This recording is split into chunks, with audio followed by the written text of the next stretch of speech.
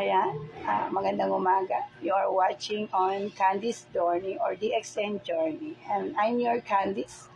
Ayan. Ano ba ang lynchy o yung Ganoderma? Na kung saan nagtataka ka bakit palagi namin pinupost ang ganitong coffee o ang ganitong klaseng coffee. Ano bang meron dito? So ito yung pag-aaralan natin. Kinig ka mabuti. Ang lynchy o isang kabute ay isang kabute na sinasabing pinakamabisang sa lahat ng halamang gamot o king of herbs.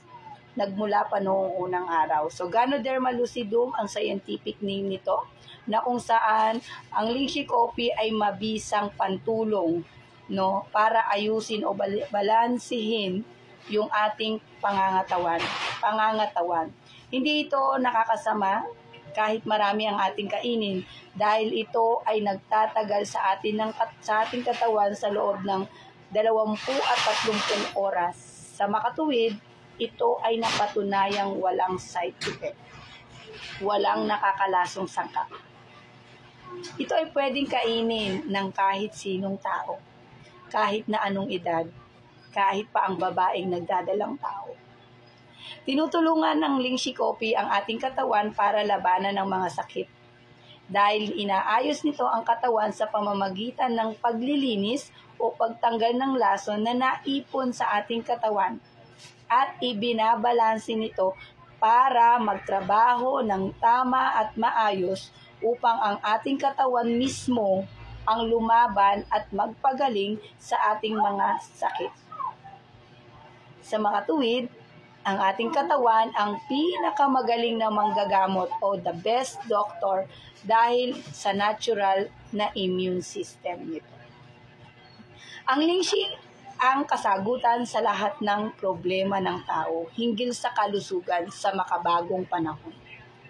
Sa panahon ngayon, ang ating kapaligiran ay masyado ng maraming polusyon, at ang ating maraming kinakain ay hindi na rin ligtas sa mga lason o toxin.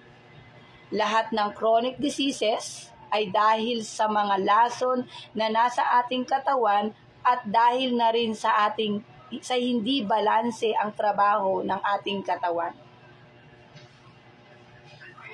Ang lynchy ay sinasabing higit na mabisa sa ginseng ng 4 hanggang 6 na beses ng mga inchik. Base sa pag-aaral na pag-alaman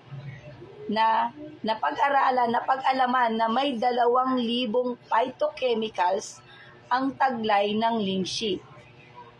Samantalang 500 phytochemicals naman ang taglay ng Korean ginseng.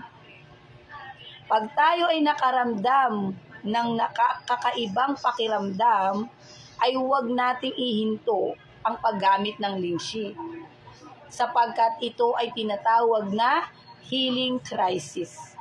Maaari tayong makaramdam ng iba yung panghihina sa loob ng ilang araw.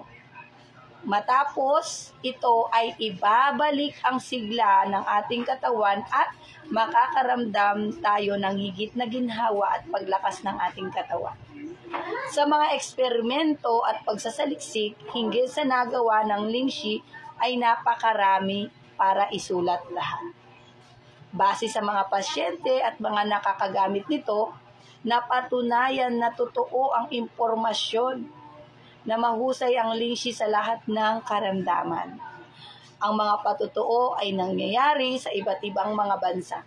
Hindi lang pinipigilan ng lynchy ang cancer, malignancy at metastasis, pinipigilan din ito ang pagbalik ng cancer. So I hope meron akong na-share sa iyo about lynchy or Ganoderma.